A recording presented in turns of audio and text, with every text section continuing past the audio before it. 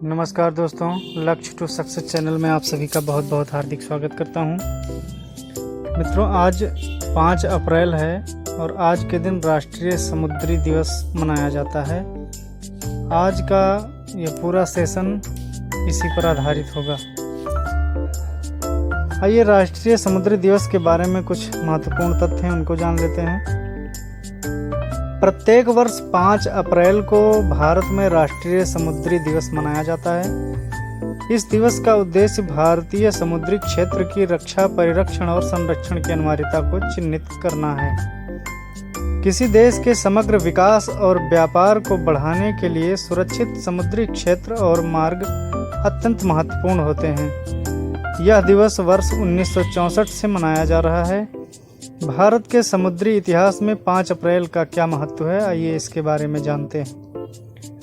5 अप्रैल 1919 को Scindia steam navigation company limited का पहला भारतीय वाणिज्यिक जहाज SS लॉयल्टी मुंबई से लंदन के लिए रवाना हुआ था। यह तब की सबसे बड़ी शिपिंग कंपनी थी जिसका पूर्ण स्वामित्व भारतीयों के पास था।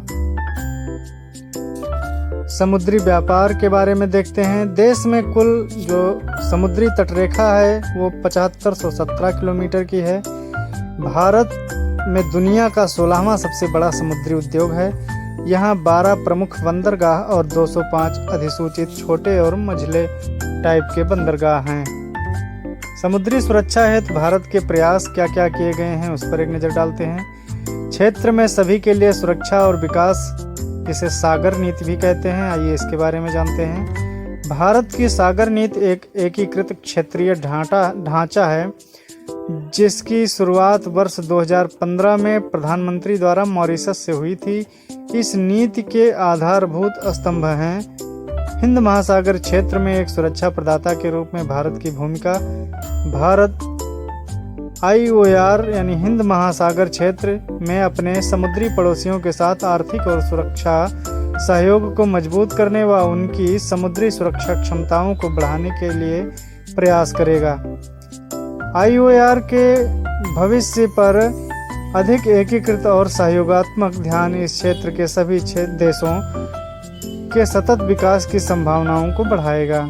IOR में शांति, स्थिरता और समृद्धि की प्राथमिक जिम्मेदारी इस क्षेत्र में रहने वाले लोगों की होगी। दूसरा महत्वपूर्ण जो पहल है, प्रयास है, वो है सामुद्रिक कानून पर संयुक्त राष्ट्र अभिसमय UNCLOS 1982 UNCLOS 1982।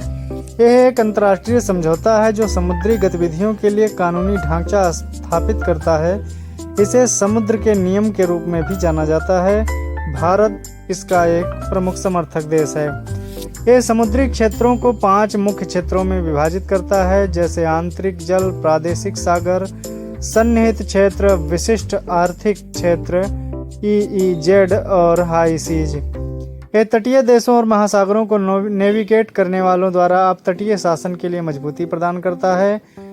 यह न केवल तटीय देशों के अपतटीय क्षेत्रों का जोन है, बल्कि 5 संकेंद्रित क्षेत्रों में देशों के अधिकार और जिम्मेदारियों के लिए विशिष्ट मार्गदर्शन भी प्रदान करता है।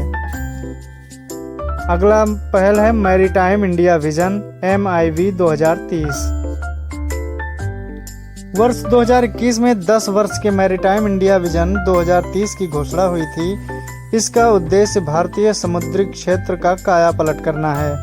MIV 2030 भारतीय समुद्री क्षेत्र के सभी पहलुओं को कवर करने वाले 10 विषयों पर आधारित है, जो हैं सर्वश्रेष्ठ श्रेणी के बंदरगाह बुनियादी ढांचे का विकास, लॉजिस्टिक्स दक्षता और लागत प्रतिस्पर्धात्मकता का आदान प्रदान करने के लिए ड्राइव एक्सचेंज, प्रौद्योगिकी और नवाचार के माध्यम से लॉजिस्टिक्स दक्षता में वृद्धि, सभी हितधारकों का समर्थन करने के लिए नीति और संस्थागत ढांचे को मजबूत करना,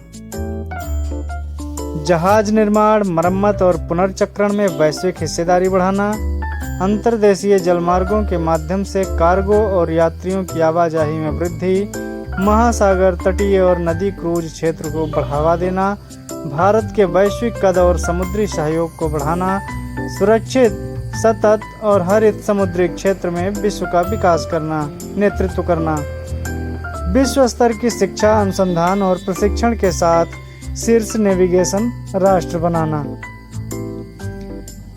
आइए इसके बारे में कुछ अन्य विशिष्ट तथ्य हैं जिनके बारे में भी जान लेते हैं। इस दिवस पर अवार्ड ऑफ एक्सीलेंस भी दिया जाता है, जो भारतीय समुद्री क्षेत्र में विशिष्ट और असाधारण प्रदर्शन करने वाले व्यक्तियों को पहचानता और सम्मानित करता है।